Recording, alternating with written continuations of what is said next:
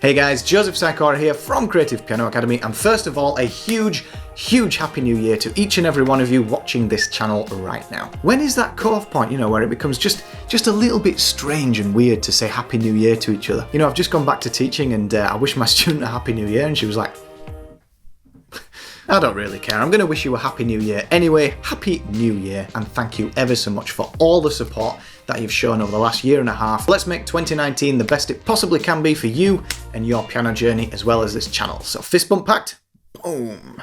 Can't go back now. So I haven't uploaded a video in a while, guys. I took a little break over Christmas, wind down a little bit and think about the future of the videos and the direction I want to go in. So I thought it was a good idea to just have a sit down together, have a bit of a chat and a good old Yorkshire chinwag. During my downtime, I took a trip to Iceland with a good photographer friend of mine. And if you haven't been to Iceland, guys, I can just, you have to go. There's no words to describe that place. It's absolutely incredible. If you're ever feeling down or you're ever feeling like you need to have a reconnect with nature, in a non-hippie way of course, but if you want to reconnect with what's important in your life, Iceland is just amazing. And speaking of my photographer friend, he's one of the most creative guys I've ever met, and if you're into that kind of thing, then check him out. It's called Raj Against the Machine. You can find him on Instagram. I'll link him down in the information box down below. Go like his stuff if you like it, and give him a follow. Every little bit counts. Now, as well as my New Year's message to you all, I want to explore a new kind of video that I'm thinking of trying out in the form of a Q&A session. So I'm going to take a popular question I get via email or via the comments, and I'm going to answer it on this channel. And this time I want to explore a question I've been getting time and time again over the last few months, and that is, how long should I spend on this exercise? How long should I spend on this particular exercise I'm working on? So I'm going to answer that as definitively as I can, but first of all, what's coming up in 2019 and what is currently available for you. Right now, I am in the process of setting up a Patreon account. If it's not currently live now, it will be very shortly. Check out the information box down below. I've had so many comments, like, why don't you have a Patreon account? Where's your Patreon account? It's coming. You'll be able to support the channel and get lots of stuff to help you along your piano journey in return. The other thing you can get hold of right now is my premium course called Creative Practice Routines. This is my answer to how and what should I be practicing. I wanted to give you some tools and principles that you can apply to your piano practice so you never ever run out of ideas. You know how you can tackle anything that you want to tackle, and essentially you can create and craft your own practice routines, starting with 5 solid practice routines for you in this course. So you can now join over 500 people who have invested in their piano practice.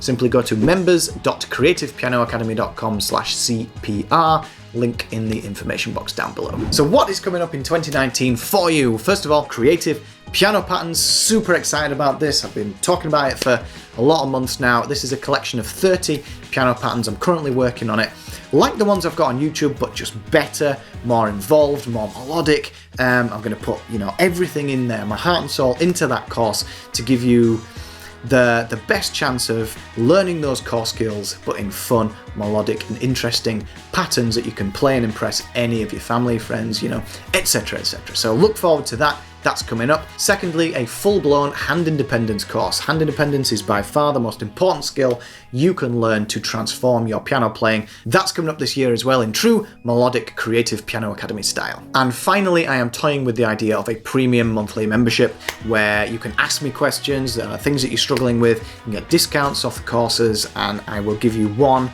full, in-depth, creative, inspiring lesson every single month with a plan, so you can get the most out of it. I've got so many ideas rolling around my head for that. I'm just super excited about trying to get that off the ground for you. And of course, having said all of that, I will still be uploading free content, free videos regularly for you on this channel throughout the year. And I'm looking forward to shaking things up a little bit this year, throwing the odd Q&A session in and changing up the lessons and seeing what 2019 brings. But everything I'm going to do with you guys in mind. You are my guide. You guys keep sending your comments in and I'll keep shaping these videos to help you the best I possibly can. So, how long should I spend on this particular exercise? Let's dive into it. But first of all, I think I need a cup of coffee.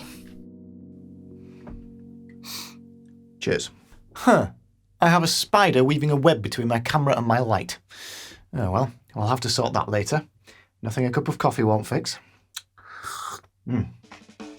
Okay, so look, I know what you guys are wanting from me here. You guys are wanting a really definitive answer, like, you know, practice it for a week, practice it for a day, an hour, something that's solid, something that you can go, right, I have an instruction manual, I know what I'm doing, job done. Unfortunately, when we are learning something complex like the piano, things aren't often as simple as that. The biggest thing, the biggest concept here is just using one exercise, one technique, one thing will not make you a better pianist overall. It'll help you with specific skills, but you need to keep your overall piano ability, your overall playing ability in mind as well. There is a law. Economists and like businessy people talk about it all the time, and they call it the Law of Diminishing Returns, but it applies to pretty much anything that you're doing when you're learning something new. What you'll find is as you put more time into something, you'll get better, but there'll be a point where the time that you put in starts to level off and it doesn't give you as much benefit as it used to. We call this the diminishing return, okay? The diminishing return on skill to the time that you put in. This is super important because as a pianist in charge of your own destiny, and particularly if you're learning at distance and you don't have that direct feedback with a in-person teacher, you need to know where that point is for yourself, where you're putting that time into a particular exercise and then you're noticing a roll off, you're noticing a dip in the benefit that you're getting from it. Look how clear that is. I'm not obsessed, I promise. So how long should I spend on this exercise? Well, there it is. That's the point. Now, I want to give you one more sort of bonus concept here, once you know where that point is for you. Your overall piano ability doesn't rise equally and evenly like this. As you practice exercises, perhaps you get a little bit lopsided here, you get imbalanced, and then you might practice something over here, and then it rebalances itself a little bit here, and you explore these different exercises, techniques, and concepts which complement each other, and not only complement each other, but are in the direction that you want to take as a pianist that's unique to you. So practicing the same exercise over and over again until you are quote unquote happy with it won't make you a better pianist.